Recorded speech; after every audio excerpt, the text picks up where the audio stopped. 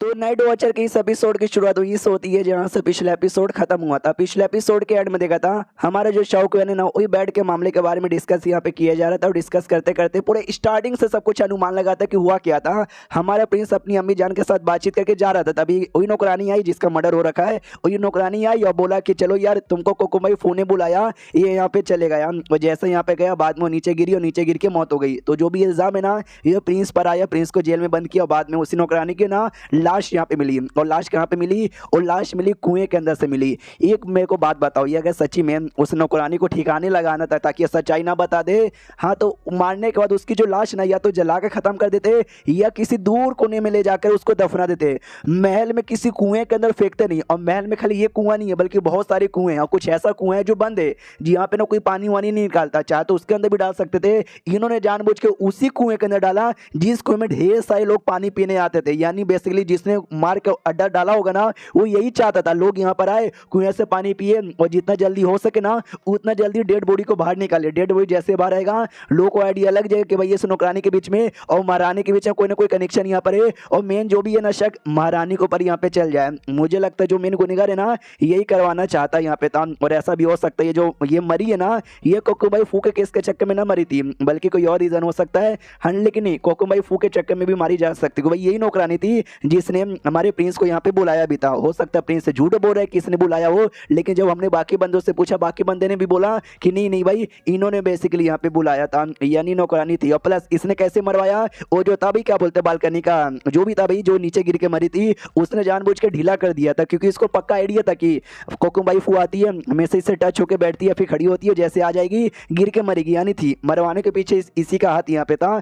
तो इस नौकरानी को भी मरवाया गया था ताकि कोकुबाई फू के बारे में आइडिया भी ना लगे और उसके पीछे भी बड़ा मकसद हो महारानी को फंसाने का। जब महारानी को फंसाया ही जा रहे तो महारानी ने एंड में कबूल क्या को किया कि मेन गुनहगार मैं हूँ। क्या उसको किसी से डर लग रहा है? क्या उसको कोई फोर्स कर रहा है? कौन फोर्स कर सकता है भाई? वो महारानी है, वो भला किससे यहाँ पे डरेगी जो ना चाह के भी गुनाह यहाँ पे कबूल कर रही है। इस केस से रिलेटेड कौन कौन हो सकते हैं? एक भाई वो प्रिंस, दूसरी भाई वही कोकुबाई फू जिसका तो मर्डर हो चुका है, प्रिंस भी अभी जेल में बंद है, और तीसरी हो गई भाई वो नौकरानी शायोरुओ। और इन तीनों के बीच में जो महारानी है ना उसने बस शायोरुओ के साथ कांटेक्ट किया था, ना प्रिंस के साथ कभी कांटेक्ट हुआ और ना ही कोकुबाई फू के साथ कोई कांटेक्ट हुआ। यानी देखा जाए तो ये जो कहीं ना कहीं मामला है ना यही जो नौकरानी थी ना शायोरुओ इसी पे आके आगे पीछे यहाँ पे घूमती है।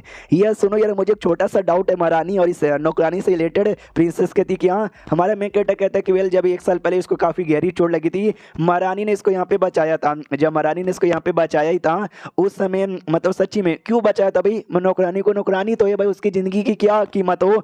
जो सुनते ही प्रिंस कहता है यार नौकरानी हो या फिर कोई भी रहे हर आदमी की कीमत होती है। इस बात का आइडिया हमारी अम्मी जान को भी था, अम्मी जान दिल की अच्छी है इसलिए उन्होंने बचा लिया और क्या, इसमें कोई बड़ी बात नहीं है।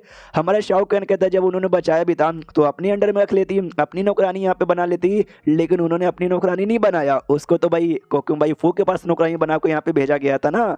जो सुनते ही प्रिंसेस कहती है मैंने भी पूछा कि भाई अपने पास काय को नहीं रखा वहाँ पे काय को भेजा, तो अम्मी जान ने कोई रिप्लाई नहीं दिया। हमारा मेकअप कपड़े का पीस निकाल के दिखाता है जो कि उसी नौकरानी की बॉडी से मिला था और कहता है कि जो भी सवालों का जवाब है ना इसी कपड़े के अंदर छुपा हुआ है। जो सुनते प्रिंस कहता है क्या बात को सच्ची में बताओ यार क्या इसके अंदर राज छुपा हुआ है? जो सुनता हमारा शाहरुख खान कहता है मैंने बोला इसके अंदर छुपा हुआ है, मैंने ये नहीं बोला कि मुझे यहाँ पे मिल गया है, मैं तो बस अनुमान लगा रहा हूँ। तो जैसे ये दोनों भाई बहन सुनते हैं ना इनका मूड डाउन हो जाता है कि जब ये इसने एंड में है किया ना इतना गुस्सा आया ना मन किया तो इसका मुंह तोड़ दूं, लेकिन नहीं तोड़ सकता वरना हमारी अम्मी जान बेकसूर साबित नहीं होगी। फिर वाइगोंग कहते हैं जो कपड़ा यहाँ पर ना कपड़ा काफी स्पेशल यहाँ पे लगता है। जो कपड़ा जो बड़े बड़े महारानी लोग हैं ना और जो प्रिंसेस यहाँ पर या फिर जो कोकुमाई लोग हैं ना वो लोग खाली यूज करते हैं। हाँ तो चौथा प्रिंस कहता है या तो नौकरानी को ये कपड़ा किसी ने गिफ्ट दिया होगा या तो इसने किसी कोकुमाई से चोरी यहाँ पे किया होगा। वो कपड़े पे एक जगह एक डेट लिखा हुआ है, हाँ तो उसी जगह का नाम है ना युआन जीन और डेट यहाँ पे था स्प्रिंग का 31। यानी क्या हुआ होगा उस दिन? हमारा शाहरुख खान मनी मन सोचता हुआ यार ये केस ना सुनने से कितना ज्यादा कॉम्प्लिकेटेड यहाँ पे लग रहा है, लेकिन देखा जाए ओरिजिनली ये उतना कॉम्प्लिकेटेड बिल्कुल भी ना था। या जो मेन गुनहगार है ना महारानी को ये मेन गुनहगार साबित करना चाहता था कि महारानी मेन गुनहगार है, ये यहाँ तक तो कोई भी सॉल्व कर लेता, उसके आगे सॉल्व करना काफी मुश्किल है। तो उसके आगे मैं सॉल्व करके दिखाऊंगा कि मैं कितना स्मार्ट हूँ। एक सेकंड, यहाँ तक कोई भी सॉल्व कर लेता और लिटरली यहाँ तक तो मेन गुनहगार करवाना चाहता था। एक सेकंड रुको यार, मेरे सवाल का एक छोटा सा जवाब यहाँ पे दोगे। जो बेसिकली जो केस यहाँ पे था मेरे आने से पहले ये केस को क्या डिले किया जा रहा था कि नहीं भाई शाहरुख खान को आने दे तो ही जाके सॉल्व यहाँ पे करेंगे। जो सुंदर वाइगोंग कहते नहीं ऐसी कोई बात यहाँ पे नहीं है, केस ने पहले से किसी किसी और को दिया गया था, डाली टेम्पल को, दूसरे लोग को, उन्होंने सॉल्व किया लेकिन उनसे ना हो पाया, उन्होंने और टाइम का डिमांड यहाँ पे किया। रही बात आज जब महारानी को ऐसा सजा यहाँ पे सुनाया गया तो बाकी मिनिस्टर बाकी सब ने बोला कि ना ना भाई थोड़ा सा ये हो जाओ, रुक जाओ आराम से, हम मेन गुनहगार को पता करवाएंगे तो जाके हम यहाँ पे देखेंगे यार, अभी महारानी के ऊपर पूरा शक मत करो। तो राजा ने भी एग्री यहाँ पे कर लिया। तो हमारा शाओकुएन कहता है अच्छा, राजा ने भी एग्री कर लिया। प्रिंस की बारी जब आई थी, जब प्रिंस को पकड़ा गया तो उस समय क्या हुआ था, तो वाईगोंग बताता कि उस समय भी उन्होंने रिक्वेस्ट किया कि हमको हल्का सा टाइम और दे दो, हम मामले को अच्छे से और भी पता यहाँ पे करते हैं।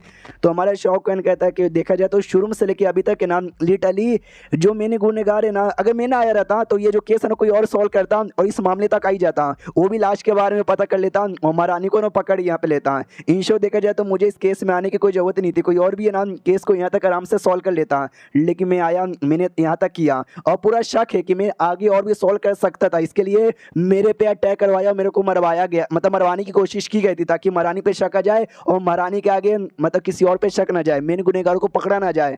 जो सुनते लोग कहते हैं हाँ हो सकता है मेन मास्टरमाइंड को डर लग गया कि शाओकुएन आ गया है, हो सकता है हमारे पास भी आ सकता है, महारानी को छोड़कर और डायरेक्ट हमारे पीछे भी पड़ सकता है, इसलिए उसने एडवांस में शाओकुएन को मरवाने के बारे में सोचा। जो सुनते प्रिंस कहते हैं शाओकुएन से डर, भाई शाओकुएन से डर काय को लगेगा।